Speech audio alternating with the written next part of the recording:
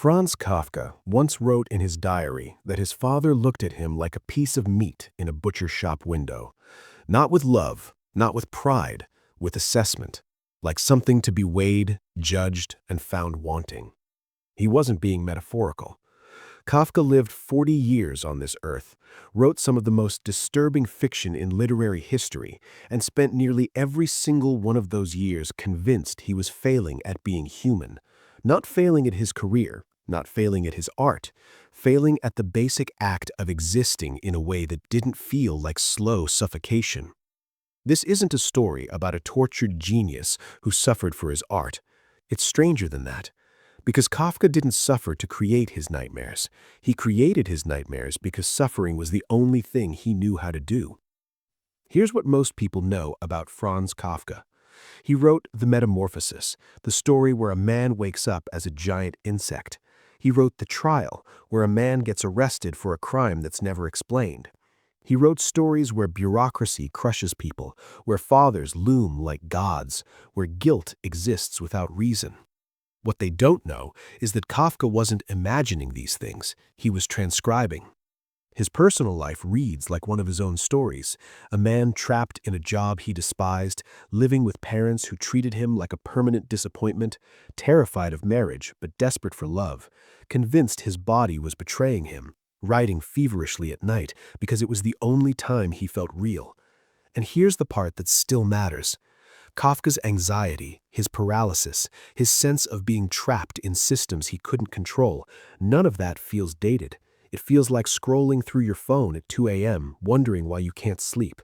It feels modern. It feels now.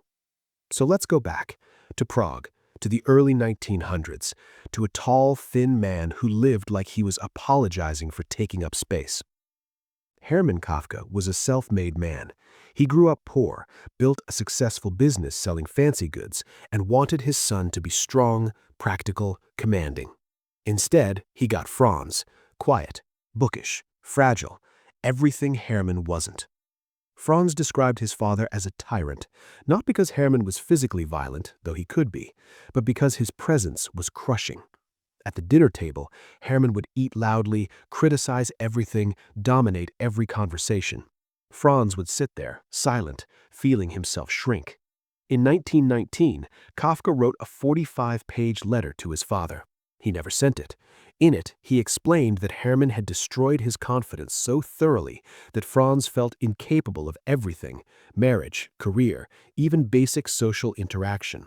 He wrote, "You asked me recently why I maintain that I am afraid of you. As usual, I was unable to think of any answer." Think about that.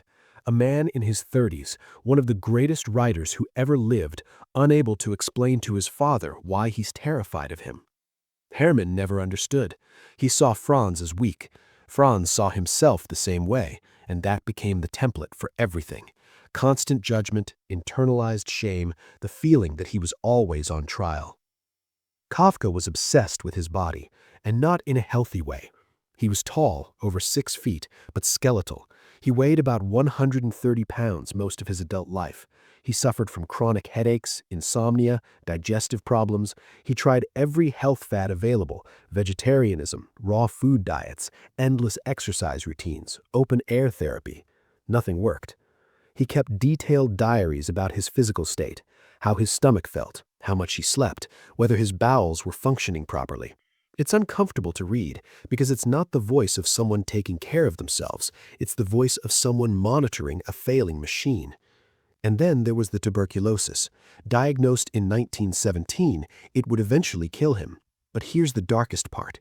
Kafka seemed almost relieved when he got the diagnosis. Finally, a real physical reason for why he couldn't function. Finally, proof that something was actually wrong. He spent the last 7 years of his life in and out of sanatoriums, getting weaker, still writing, still convinced his body was sabotaging him. Which, to be fair, it was, but so was his mind. Kafka was engaged 3 times. He never married. First, there was Felice Bauer. He met her in 2012, proposed in 2014, broke it off, proposed again in 2017, broke it off again. They exchanged over 500 letters. In them, Kafka oscillates between desperate love and outright terror. He tells her he's unworthy of marriage, that his writing would consume him, that he'd make her miserable. Then he begs her not to leave.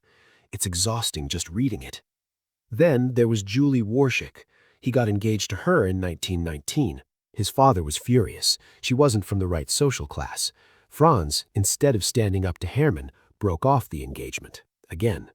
Finally, Milena Jasenska, a married woman he fell for in 2020. She was brilliant, complicated, probably the only woman who truly understood him. It didn't matter. He couldn't commit.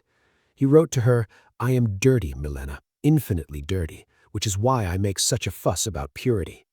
Notice a pattern?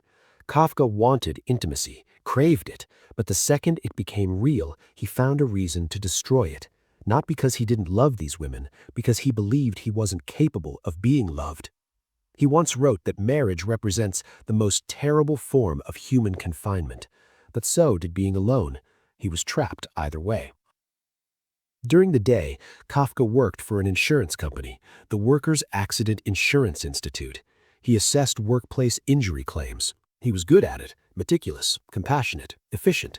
His colleagues liked him, but he hated every second.